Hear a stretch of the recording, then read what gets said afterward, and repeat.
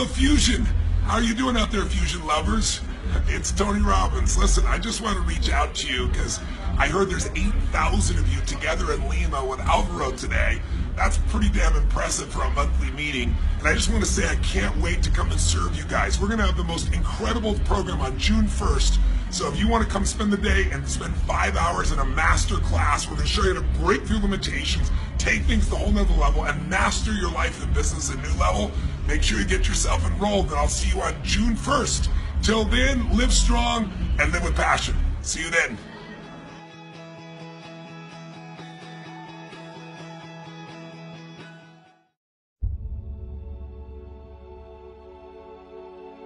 My mom wanted me to be a truck driver because that would mean I would make $24,000 a year if I went to Truck Masters, and that would be twice what my father made.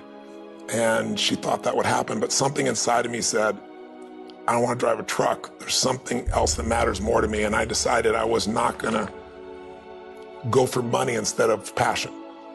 And the rewards have been pretty amazingly better than being a truck driver. It's not bad being a truck driver, it's just not what I was after. And I look back, and one of the things that helped me was my original teacher, Jim Rohn, who was a personal development speaker I went to hear when I was 17. He said something the first time I heard him, and he said, you know, it's really simple. If you want life to change, you got to change. If you want life to be better, you've got to get better. It's the only way it happens. And luck will show up for people and it'll leave them. But if you're constantly improving who you are and what you give, game over. When people ask me, what does it take to be happy? I always tell them one word: progress. Progress equals happiness. Even if you're not where you want to be yet, if you're on the road, if you're improving, if you're making progress, you're going to love it. You're going to feel alive. On the other hand, it doesn't matter how successful you are. If you stop growing, you start dying inside. I've always had this belief. If you want to be successful at anything in life, never leave the sight of setting a goal without doing something that commits you to fulfillment. If you get, like, you're in state, right, when you do something. While you're in state, that's the time to commit yourself to something that makes you follow through. So I'd call somebody up, I'd schedule something, I'd lock in the next meeting, I'd sign up for the class, I'd enroll the guy who was going to mentor me, I'd set the meeting with a mastermind of people I met. I did something so that whatever I committed to, there was something when I went home that would pull me there. It's structure. This could be the greatest time you ever live if you control what you focus on, if you find a more empowering meaning, and if you decide to model the actions of those who succeeded before you. It can be the best financial time, the best emotional time, the best spiritual time of your life, but you better take control of your state. And if you think you're going to do it just by today, you're wrong. You're going to need to get yourself some rituals. Right now, every one of you in this room is controlled by your rituals.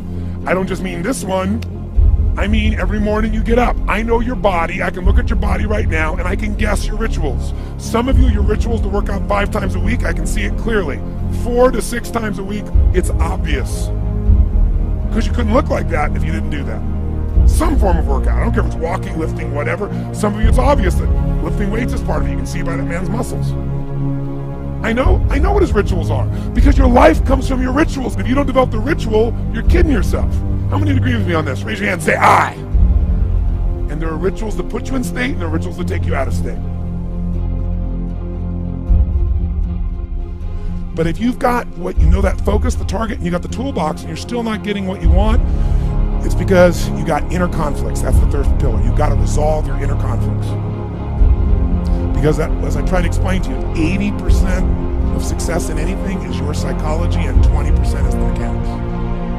So those inner conflicts are when you take 2 steps forward, you pull 3 steps back. Right? When you say, boy, I'm totally committed to this, but you don't follow through. This is my expertise, the why guy part. Why? Why do you keep saying you want this? You have crystal clarity, you have the tools, and you're still not getting it? There's a conflict in you. Align your life with what is most important to you. And then once you are in a position where you're aligned, guess what you'll do? Take action. You won't have to work at it. When everything's in alignment, there's nothing pulling you away, boom, you go for it. Progress comes when you tell yourself the truth and you're able to feel the uncertainty and take action anyway. The thing that stops us all is fear. It's no surprise. Fear of failure, fear of rejection, fear of the unknown, fear of not looking good. And that fear we could translate into the simple thing of uncertainty. Now, when you look at someone who's incredibly successful, you look at someone who's truly a leader in their life or in their field, the one thing they have in common is they exude this sense of certainty. Now, where's that come from? Is it inborn? Are they lucky? Are things just going their way? No, great leaders know how to step in the uncertainty and bring the certainty to the situation. Most people in life, we really feel like the level of stress in our life comes to how much of life do you feel like you control, or how much does life control you? Do you tend to control more of what's going on, or events controlling you? It's very easy to have those events start to take control unless we take control of what's between our ears, our own mind. You see, what you and I focus on massively affects how we feel, whether we're thriving or surviving. If you focus on what you can't control, if you focus on the past, if you focus on what's missing from your life constantly, that pattern of focus will make you frustrated, overwhelmed, depressed. It won't even matter if you're taking antidepressants. If you keep focusing on what you can't control, what's missing from your life, you're going to feel depressed still. You can take as many antidepressants as you want. Focus equals power. If you want to thrive, you got to focus on what you can control. You got to focus on the difference you can make. You got to focus on what's already in your life that you're grateful for. So you got to find a story that's going to empower you to act. A story that's going to get you to find the breakthrough, because otherwise, with a lousy story, you'll never find the strategy, or you'll come up with a reason why it's too expensive, you can't get there, you can't access it, or you'll even get the strategy and then half-assed apply it just so you can reward your story that says it doesn't work because I tried it. Resourcefulness is the ultimate resource. And if you don't have what you want, stop telling yourself the story because you don't have the money, you don't have the time. That's bullshit. It's because you haven't committed yourself where you would burn your boats. If you want to take the fucking island, burn your fucking boats, and you will take the island, because people, when they're going to either die or succeed, tend to succeed. But most of us give ourselves a way out, and that's why we don't have what we want.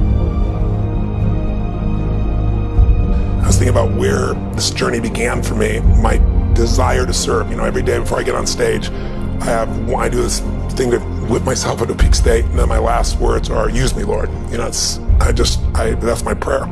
And every day my goal is to be a blessing in people's lives. Just do more, give more, share more, create more. What you need will be there. It's like air. You don't stop to think about when you take a breath whether it'll be there or not. It's always going to be there. Yeah. You just got to do your part. Early in my life, one of my mentors, a man named Jim Rohn, said, "Tony, all you have to focus on in your life is find a way to add more value than anybody else does, and you'll never have to worry about anything."